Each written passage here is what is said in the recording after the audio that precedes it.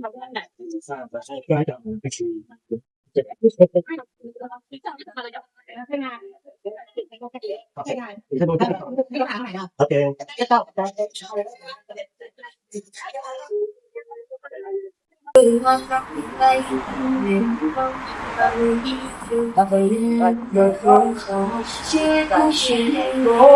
who is there? Ah, yes, live is very nice. Live is very nice. Oh, man. Ah, I thought you told me next month. Yeah, you know, my mind. Live is very nice. Oh, right. อันยาววะโอ้ยเอามานี่เอามานี่อ่ะกระเพาะนี่มื้อเช้านี้แล้วเจออะไร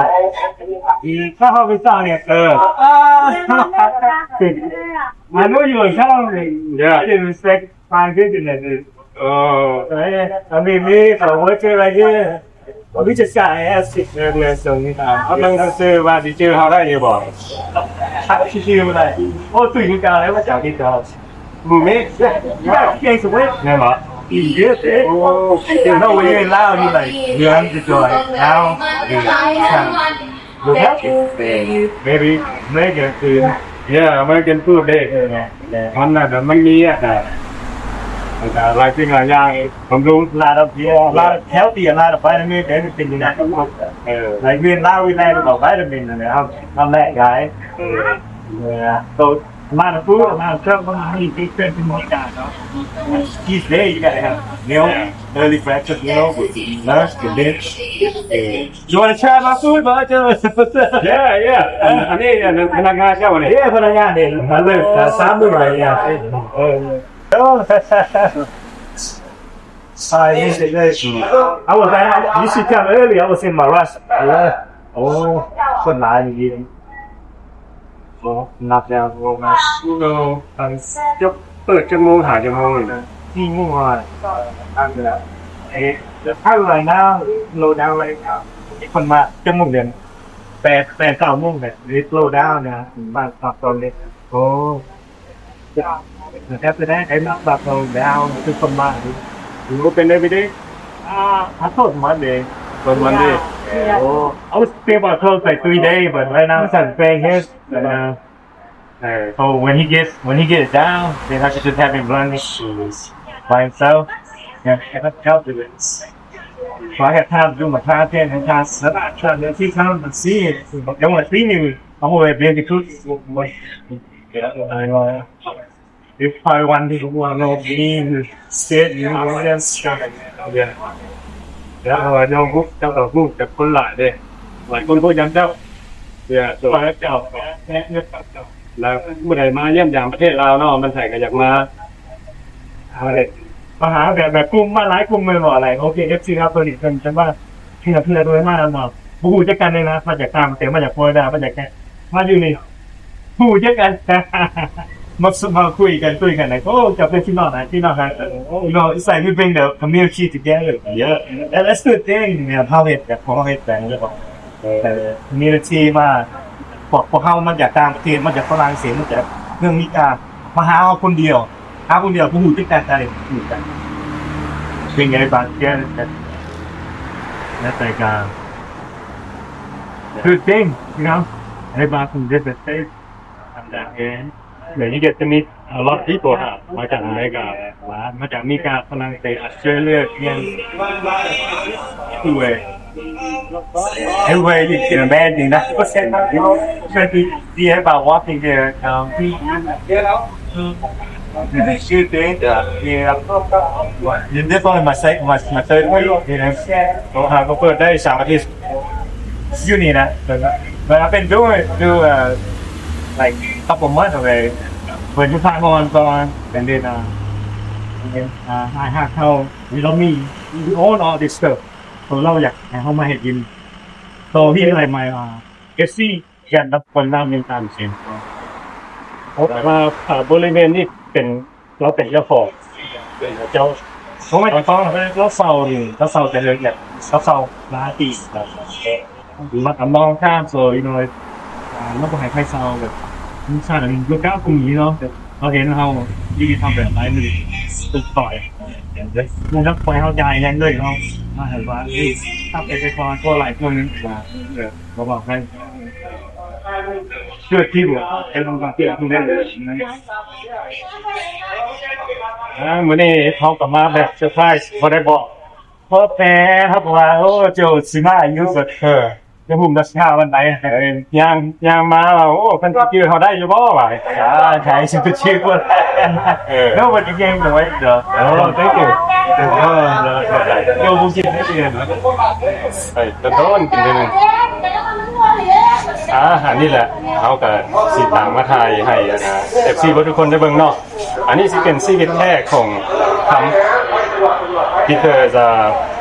อันนี้ตามเฮาเห็นเนาะบ่ว่าแต่เฮาหลายคนก็เจ้าเห็นก็เจ้าว่า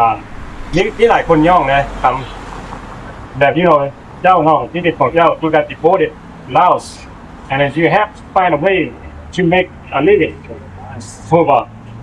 แบบนี้เนาะอยู่บ้านก็มีแต่ซอยเด้เนาะถูกป่ะก็มีอยู่มีครอบครัวอยู่เนาะบัดอยู่ตรงบ้านเด็กเดียวเด็กก็เล่นนะครับเขาเป็นคนแบบผู้อยากกวนอยากเลี้ยงไก่หลายเนาะมีว่าจุดป้ายเอาไว้ในหมาโอนะครับว่ายืมปัจจัยนะครับอย่าเราได้ไปI hear a lot of people, Pajanyong, like, well, what you're going through right now, what's it seem young, like, right here? Yes. Yeah. And this is not easy. It's not. You just gotta use your imagination, because คิดว่าโอ้ยเขาเป็นคนแบบเขาต้องเฮ็ดบ่ Yeah. I just gotta do it. คันมันเฟลก็เฟลเขาก็มีความรู้เขาต้องเฮ็ดไปถ้าเราอยากเฮ็ดเฮ็ดไปโลดเขาเป็นคนแบบน่ะถ้าเราอยากไปหาเรียนโจเขาว่าโจสิไปเรียนเจ้าบ่นัดกันเลยนะเขาโทษมื้อนี้ไปเลยเขาเป็นคนแบบ Yeah. I don't know, some people just มีแต่ว่าสิสิเฮ็ดนี่ procrastination นะเช่นน่ะเฮ็ดนี่10 ปีก็เฮ็ดคือเก่า I hear that a lot like what you said. But then I heard from you many months ago when we first met. Yeah. And you told me the same thing that this is what you're going to do. And it happened, right? Yeah, and then,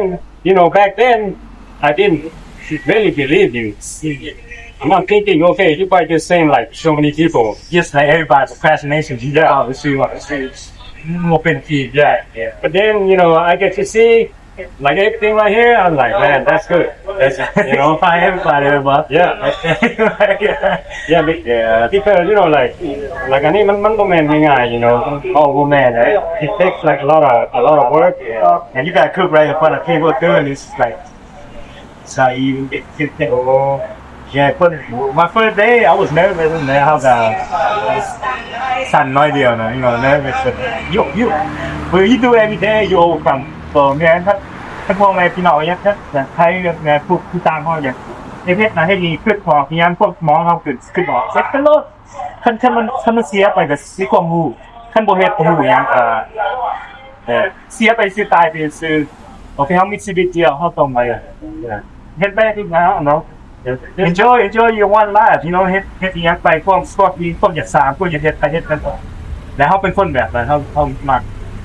Yeah, when you think about it, there's no such thing as like, it's not, you're not for everything. Exactly. Even ให้ผู้สาวงามๆบ่กล้าไปคุยกับเขาบ่กล้าเขาบ่ฮู้กันหมดมันต้องไปคุยแค่เขาวิจัยเข้ากันเกิดเขาคนนี้เขาฮู้ว่าโอ้ยเขาบ่มาเขาแต่เขามาเขา like hey, click, so man ว่ะ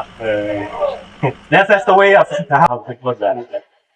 แต่ทานมา3อาทิตย์ที่บริเวณนี้ให้ถ่ายจริงหรือเปล่าOkay, that's what I can see มากเอ็นซีมากน้ำฝอยเก็บปวดเข้ามันตัดส่วนร้ายเชลบานมาอยู่คนร้ายคนโลโก้ยังว่าอะไรเช้ามาเป็นไรบอกฟูนหรืออะไรผมว่าเป็นโฟนเนี่ยlike today like whole bunch in the same time that's kind of hard to do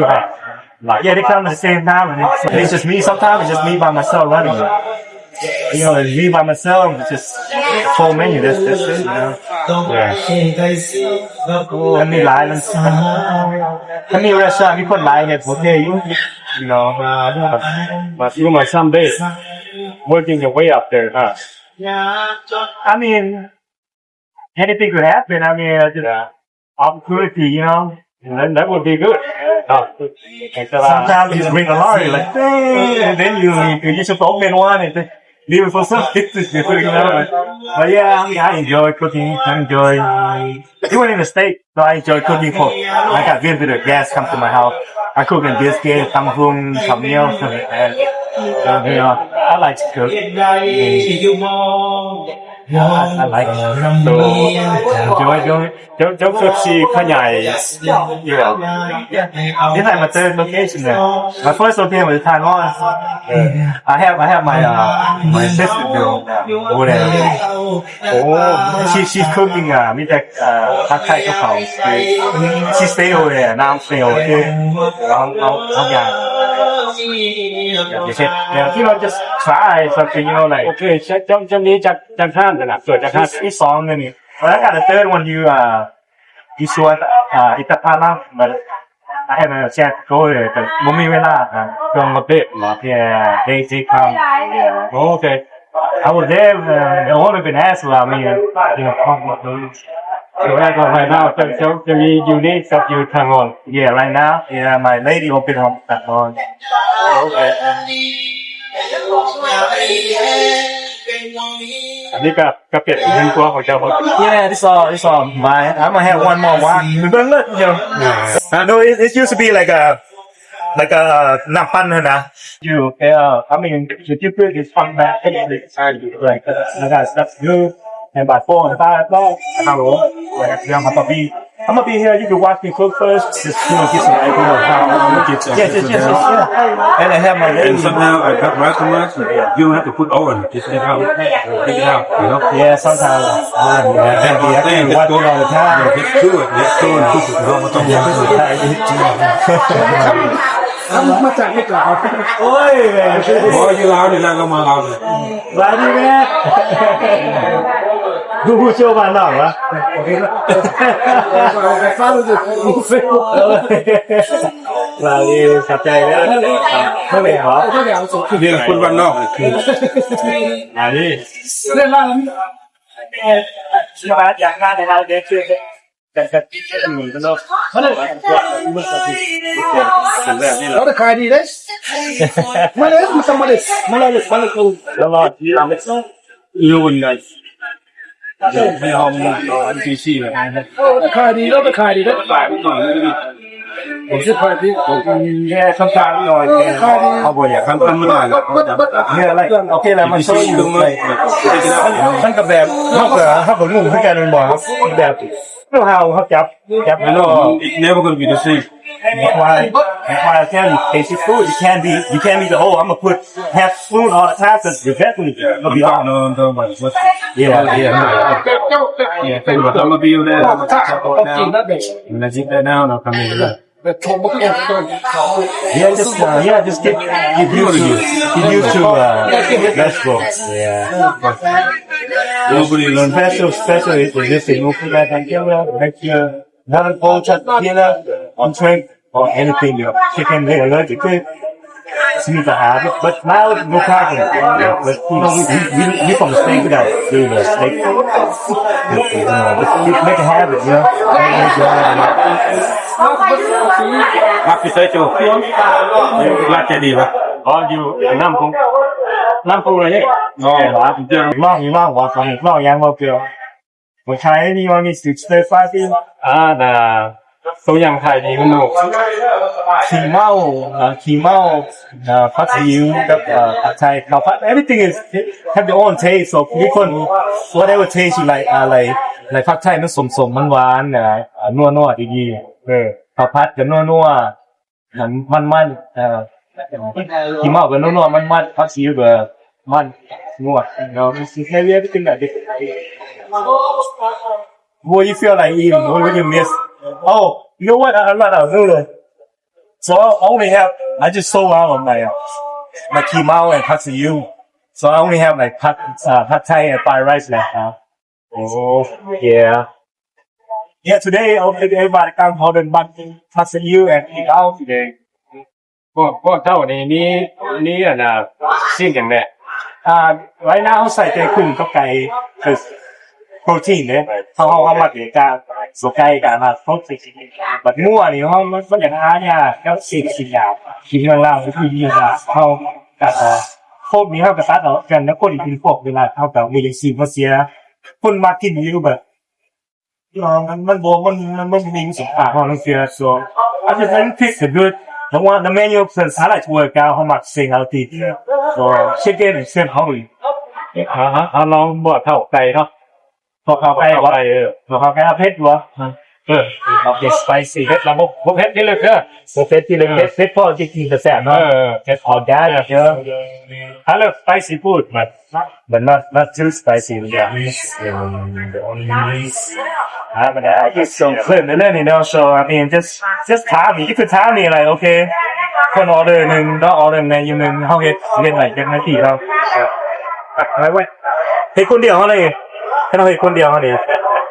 ถ้ามี helper ก็โอเคมี helper you know but ไปชอบซันนี่นี่เด้อพี่น้องตามมาเบิ่งนี่หาอาหารของเพิ่นก็สะอาดดี แม่เฮาก็เฮียนมาจากที่กาเนาะเฮาก็เฮาก็เฮียนมาต้องได้ใส่สมมือต้อง everything ไก่กุ้งให้จับกันหมดเลยคนเฮาwe run out เนี่ยคนเฮาwe run out เนี่ยเดี๋ยวนะครับจึงคนเฮาเลยนี่ What you want in there? It should be in there. So, ตัดอันนี้ให้เฮาก็สิไก่เนาะเดี๋ยวเนาะ chicken เฮา pre-cook เมียนเด้เฮาทอดมันเมียนเด้โอ้ chicken มันจะง่ายเฮาก็ใส่ได้เฮามามื้อไรเฮา pre-cook เลย pre-cook เมียนโอเคก็แล้วเฮาก็สิใส่ไฟจ้ะที่สะอาดเนี่ยไฟเฮาก็แห้งแล้วไฟเฮานี่ใส่น้ำมันน้อยเดียวแล้วคนบ่มักน้ำมันหลายเนาะมันมีfree key for that รสชาติI like your style แต่นี่ครับเพราะว่าบ่จะเฮ็ดนี่เฮ็ดเพื่อทำนั่นเด้ เบิดเลยเด้บ่มีแล้ว no it's in there up there right คือสิบ่ใส่น้ำมันหลายเพราะว่ามันบางคนมันจะแท้สุขภาพเนาะเฮามา healthy เด้เอาไปคนมักเป็น chicken เด้เอาตัวฮู้เด้ผู้ส่วนไหนมันเข้าตัวเฮาบ่ดีมันดีแหละนี่ก็อันนี้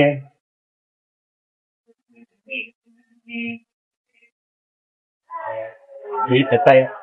garlic you cook what you eat you know yeah you are what you eat and that's why I like to flicking around because chicken isคนเฮาwhen you eat what you cook yeah เอาคนเฮามาเดี๋ยวตัดคนโตเป็นแม่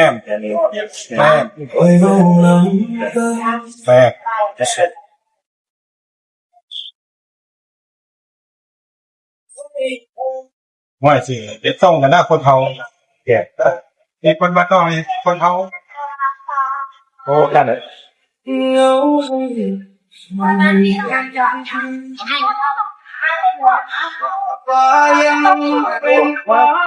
เป็นวังนี้เราแค่เลย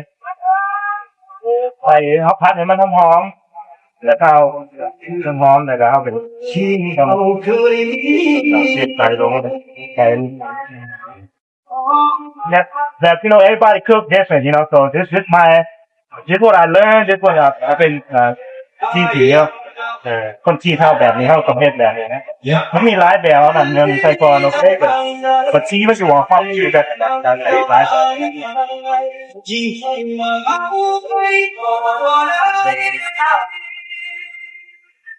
กับไม่ขาดให้แซวมาคุยเดี๋ยวถ้าบ้านเราจะเป็นไรกัน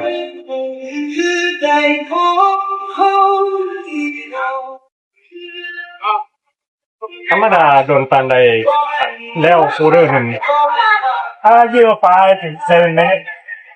it depends my bag ready and everything like earlier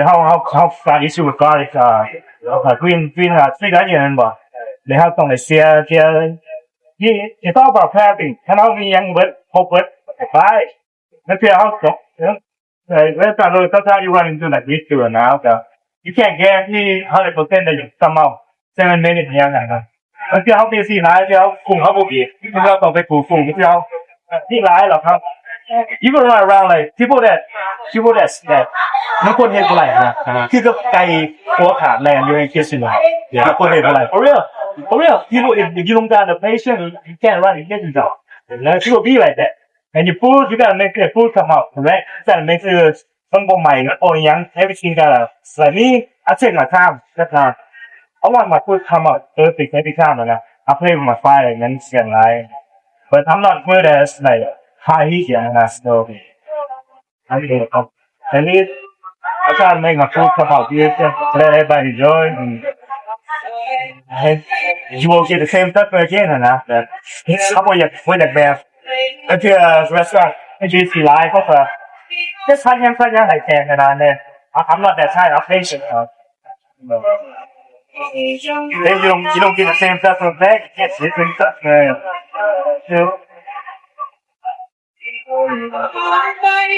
what my kids are telling me is if it's gonna stick to the pants I mean it's good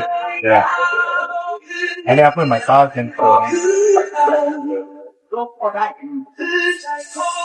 use the same sauce นี่จะแต่งมาแต่บ้านเหรอเนาะ แม่เขาต้มอย่างนี้แหละ ต้มนี่แหละ Yeah, I do my own sauce. Pizza one pot if you have.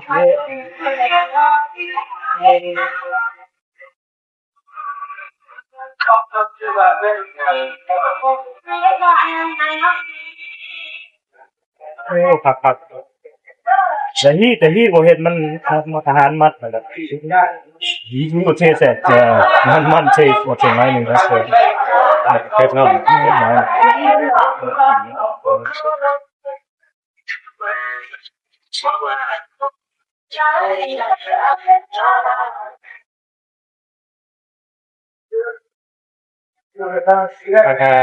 โอเดอร์นี่ขายได้โอเดอร์80เนาะ Yeah, I used to sell this in you doing the cold here ค่าเช่ายังได้โอ้เฮ็ดแจ็คไปคือหน่อยค่าไหนเขาเสียแต่ละนึงอยู่อ่ะแล้วสอนเขาขายได้สิมามันมาอยู่you know the price everything is accessible so any order about it yeah I do everything 80เบิดเต็มเลยราคาต่ำกันต้องโอ้ก็ให้หลายอยู่สำหรับเฮานี่2คาบนั่นนี่2คาบบ่โอ้จะกินหลายเนาะมาใจโอ้แต่ค่อยเป็นคนกินบ่หลายกินบ่ผมนี่ได้มาดี2 meal too much วะtoo less อ๋อหลาย so just one chicken ใส่หอมเนาะ yes so say I mean, Simbang, you know, let me know what you think, Joe. I mean, give honest review, though, man. Huh? Give honest answer, though. Oh, yeah. I do. เฮาคงจริงแม่เฮาแซ่บบ่แซ่บเฮาเว้าแล้วได้แม่แซ่บบ่แซ่บโอ้ยเลิกไปใส่ตานี่นะใส่ซอสหลายอยู่บ่นี่ เอาไปลองมันเกิดครับว่า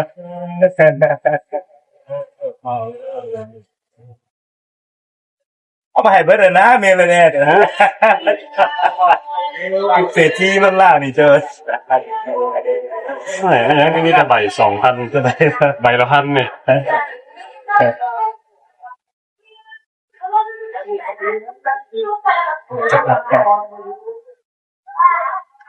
เงินเฮงโอ้จะต้องปาดโอ้ว่าปาดเฮงโอ้เฮงนี่นะเฮงมาจากมีกาบ่ได้เงินนี่นะผู้บ่ทอนก็ได้เด้อบ่ทอนอีกว่านี่โอ้ทอนมาได้ครับไงเงินเฮงมาให้โอ้มาจากอเมริกาครับเฮ้ย taste like yo let me know okay ลองเบิ่งhere review เอาความจริงมาของน่ะความจริงเลยแหละเพราะมันเป็นจังไดเนาะนี่แซ่บนี่ก็แซ่บ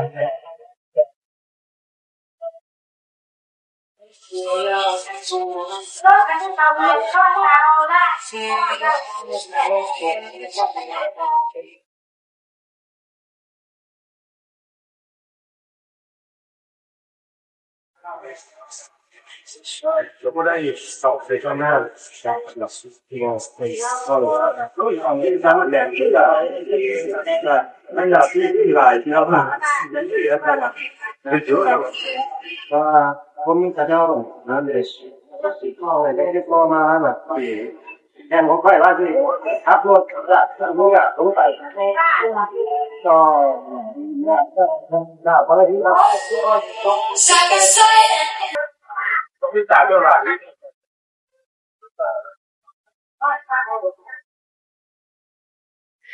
จานี่มีเวลาเลยคุยนำไอ้โจนะจังได๋ไอ้โจมาเล่าใหม่อีกตานี่หรือว่า next month เลย next month ว่าสิลงมานี่ว่าก็มาฮอด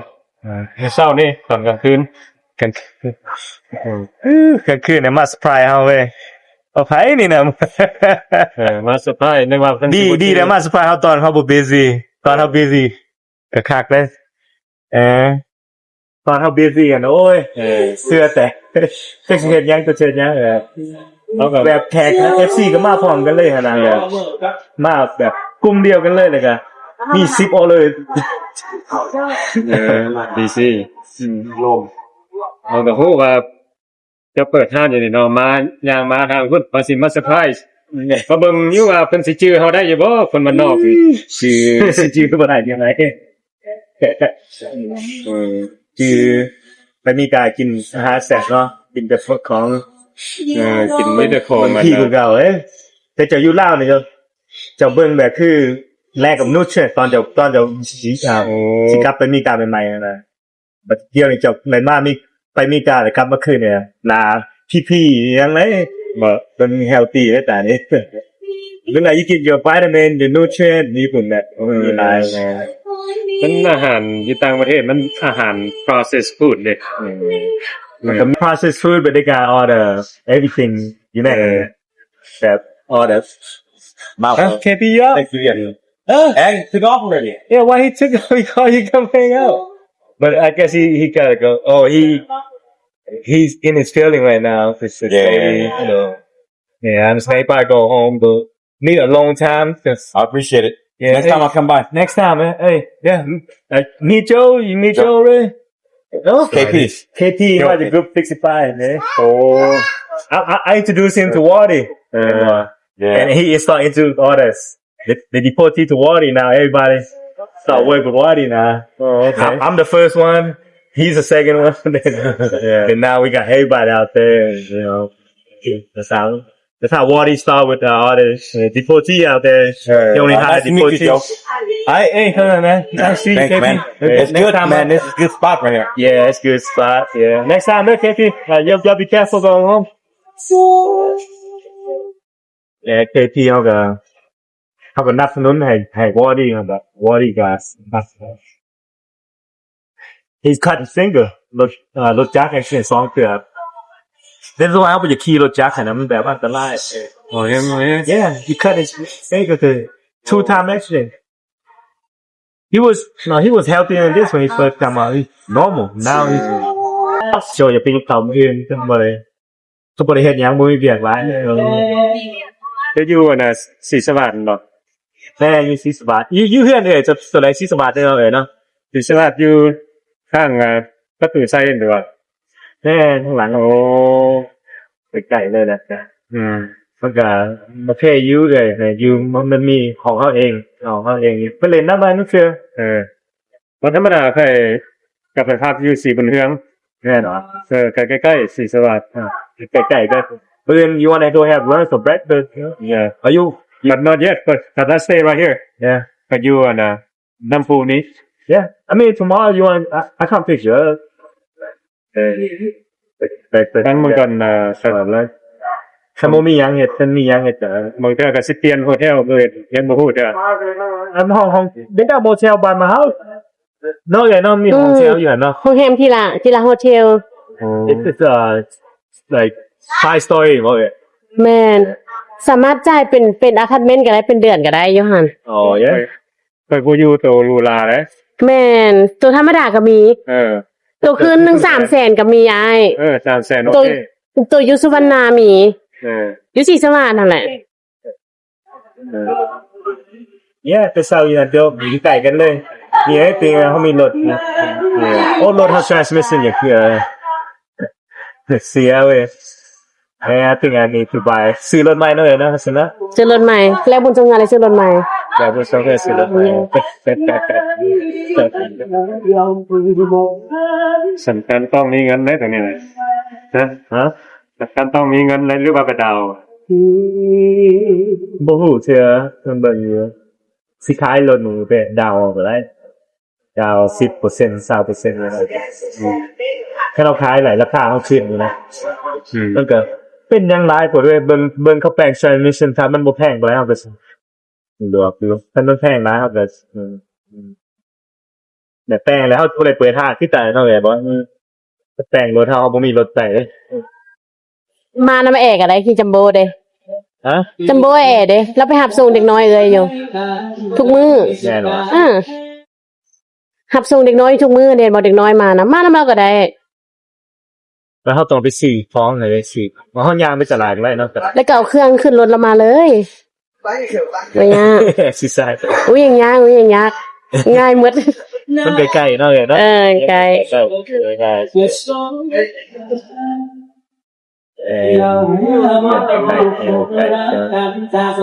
โอเคสะดวกเลย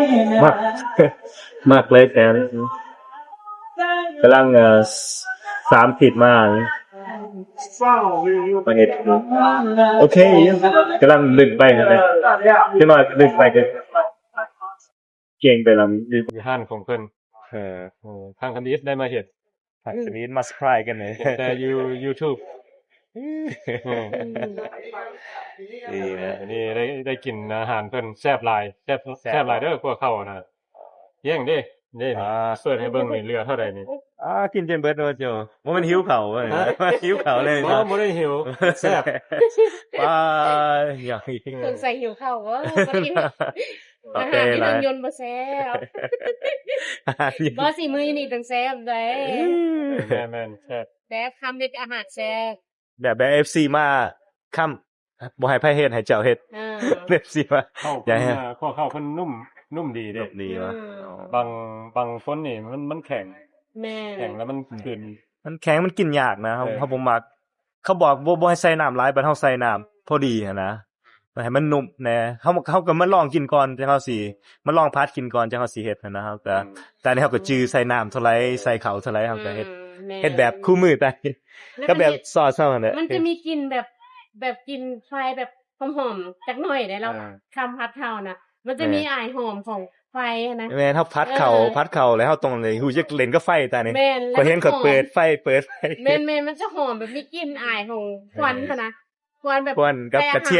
ยมคือกัน แม่น ก็หอม มันจะรสชาติแบบกลม ก็แบบนั้นแหละจังเฮาแขกย่างไกลไปงานเขาเห็นเขาก็หอม ๆ ตานี่เนาะหอมเบิดตานี่เขาก็โอ้ยอีหยังเขาก็สนใจเฮ็ดหยังนี่เฮ็ดผักซีอิ๊วโอ้เอาเด้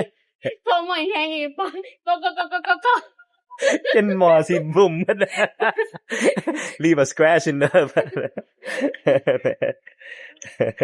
ต่างเงินแขก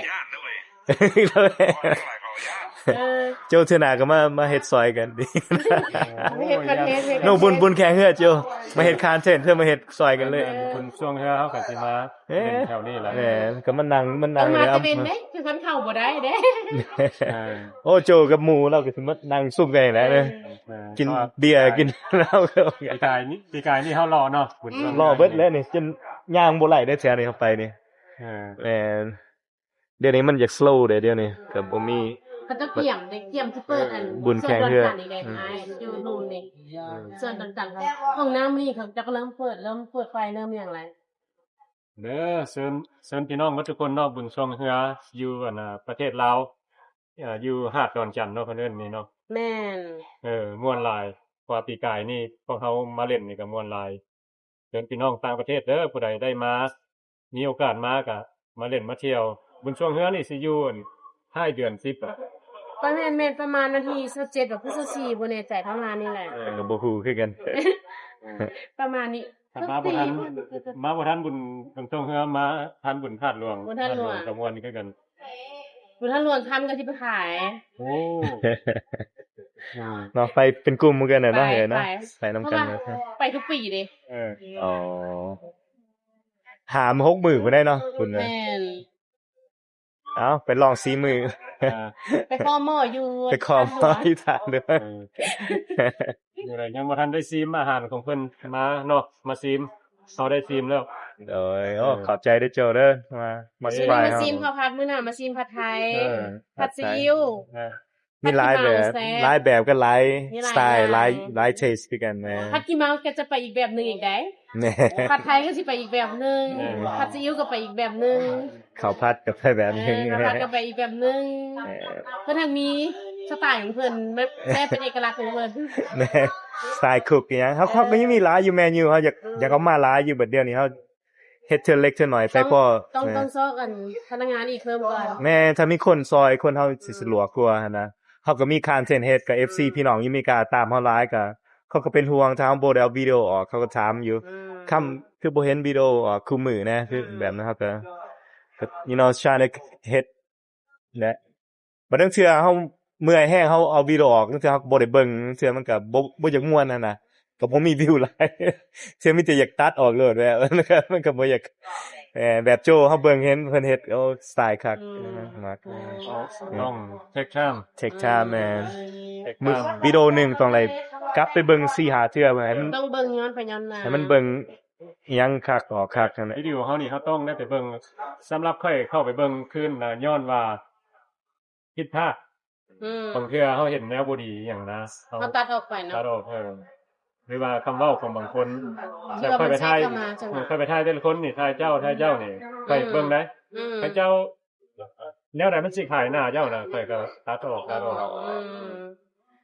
เพื่อเซฟไว้เนาะเซฟไว้ สิเมื่อนะว่าโจบ่อยากหรือว่าเฮาก็สิเมื่ออันนี้คือกันนะ เอาละมาเซาอยู่โรงแรมอยู่น้ำพุนี่ ย่างไปเบิดเดียว เอาโจก็สิไล่มาเล่นน้ำเฮาคู่มือที่ก็ซะเฮาก็อยู่ใกล้ๆกัน FC คันอยากเห็นโจกับติดต่อเฮาดิคือซั่นเนาะสามโจอยู่นี่เนาะโอเคคือซะ ขอบใจหลาย ขอบใจได้โจเนาะ ๆที่เบิ่งซ่องคนบ้านนอกแล้วก็เบิ่งซ่องอัน Welcome back เรา สปอร์ตเฮาก็เฮียนอิหยังไหลน้ำโจให้ขอบคุณโจหลายๆแล้วเฮาแต่บ่มีโจเฮาก็จักงกๆแงกๆอยู่แล้วคั่นซั่นเนาะยังเฮ็ด Facebook เฮาอยู่แต่ YouTube เฮาก็ยังบ่อยากเก่งปานใดไหลมาเฮียนน้ำโจเลยโจสอนเฮาหลายเฮาก็โอเคเลยเดี๋ยวนี้สิฮอดหลายวิวหลายsubscribe อิหยังเลยเดี๋ยวนี้ แล้วก็ที่สำคัญสุดก็ย้อน FC เบิดทุกคนที่เบิ่งแล้วก็ยกโป้ให้พวกเขาเนาะขอบใจหลายๆเด้อทุกคน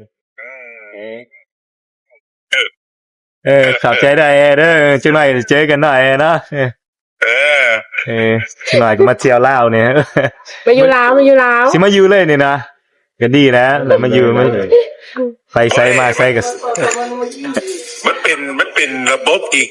แบบระบบหนึ่งพวกเขาบ่เคยฮู้จักมักจีกันมาแต่อยู่อเมริกาก็บ่ฮู้กัน น้อย ไปฮู้กันอยู่ลาวพุ่นเบิด แม่นนี่ไผก็ฮู้กันอยู่ลาวเว้ย แมนเจอกันอยู่ลาว FC ก็ไปซีมาเจอกันอยู่ลาวแล้วเป็นหมู่กันคือคำว่าอันนี้ กลุ่มนี่มากลุ่มนั้นมาเข้า มานั่งอยู่นี่แล้วเป็นหมู่กันบัดนี้ เป็นอ้ายเป็นนอกเป็นฮักแท้กันไปเลยน่ะต้นไม้น่ะ แม่นแบบนั้นแม่น จะมีจะไปอยู่ว่าอเมริกา ไปเที่ยวนี่ไปได้อยู่สิบ่ไอ้ ดีละเพราะว่าจะได้แบบสิก็ดี เพราะว่าเฮามีเวียงกันนี่หลายแล้วหั้นนะมันโอเค แม่นเพราะว่าเจ้าคือต่างหลายคนนี่คืออยากไปอยู่ เออ ยิงๆเด้หลายคนก็อยากไปอยู่อยากไปเฮ็ดเวียกอยากไปหาเงิน แต่ว่าคันไปอเมริกานี่ทุกอีหลี แม่น ทุก เฮาเคยใช้ชีวิตอยู่ต่างประเทศหลายปีเด้เกือบ10กว่าปีใช้ชีวิตอยู่ต่างประเทศ โอ้ อยู่ญี่ปุ่นก็11ปีแล้วก็อยู่ฝรั่งอยู่หยังหลายประเทศแต่ก็เลยอยู่ลาวม่วน อยู่ลาวดี ดูน่าดีแม่ แม่นถ้ามีธุรกิจของเฮาเลยเฮงสบายไปเที่ยวนี่ไปได้ให้สิไปใช้ชีวิตแล้วก็ไปหาเงินบ่ฮู้สิไปเริ่มต้นวิธีใดอะนะ แม่น